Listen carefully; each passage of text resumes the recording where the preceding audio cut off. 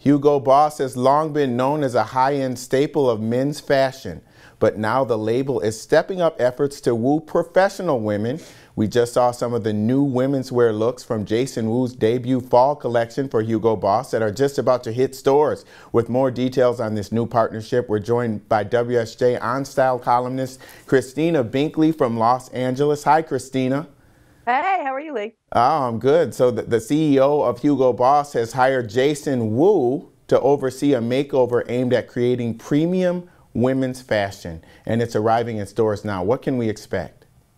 Well, you know, this is going to be a godsend actually for a lot of executive women. When I was looking at this collection, I thought it's like Theory, which has been a sort of an entry-level executive wear or office wear clothing line for a lot of women, but it's much more upscale. This is for the corner office, so you have more luxurious fabrics, higher prices, but not scary. These are not designer level Chanel like prices, and the clothes are excellent. They're the equivalent of sort of a good business suit for a man. How did Jason Wu connect with Hugo Boss?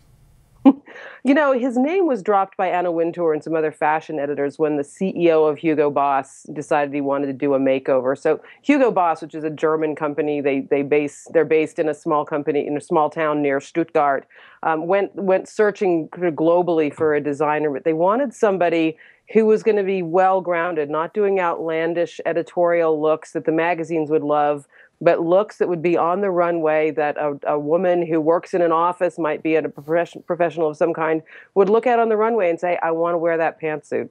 And it helps to have Anna Wintour kind of out there going to bat for you, that's for sure.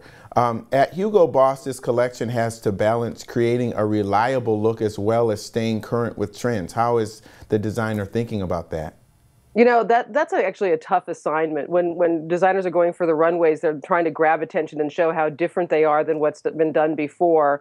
And of course, when you're told to be reliable, that means you've got a look that's very similar than that was done before.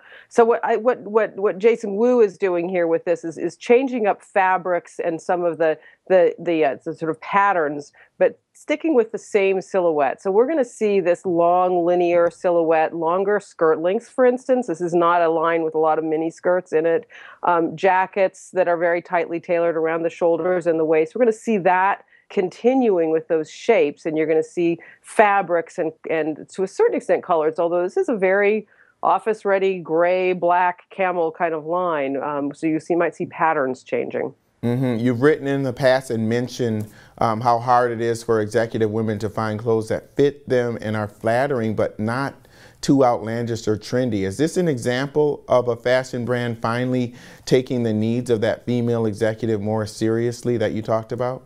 Yeah, that's exactly what's going on here. If Hugo Boss pulls it off, and there's a good chance they will, they've done this for men for years. So this is not new territory in clothing for them. It's simply new territory in women's wear. If they pull this off, they have a good chance to be a huge brand for professional women. Yeah, well, they really, yeah. I mean, they're a top-notch brand for men, so we'll see if they can do it on the other side. Exactly. Thanks a lot.